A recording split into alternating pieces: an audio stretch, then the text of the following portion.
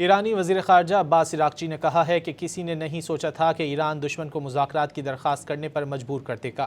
Tehran میں اعلیٰ سطح کے اجلاس کے دوران گفتگو کرتے ہوئے عباس عراقچی نے کہا کہ ایران نے خود کو ناقابل شکست طاقت ثابت کر دیا ہے، دنیا کو دکھا دیا کہ ایران ایک مضبوط اور ناقابل شکست قوت ہے۔ کسی کو توقع نہیں تھی کہ ایران اس طرح امریکہ کے سامنے مزاحمت کر سکے گا۔ امریکہ کو اسرائیل، مغربی دنیا اور بعد دیگر ممالک کی حمایت حاصل تھی۔ ایرانی وزیر خارجہ عباس عراقچی نے کہا ہے کہ کسی نے نہیں سوچا تھا کہ ایران دشمن کو مذاکرات کی درخواست کرنے پر مجبور کر دے گا۔ تہران میں اعلیٰ سطح کے اجلاس کے دوران گفتگو کرتے ہوئے عباس عراقچی نے کہا کہ ایران نے خود کو ناقابل شکست طاقت ثابت کر دیا ہے، دنیا کو دکھا دیا کہ ایران ایک مضبوط اور ناقابل شکست قوت ہے۔ کسی کو توقع نہیں تھی کہ ایران اس طرح امریکہ کے سامنے مزاحمت کر سکے گا۔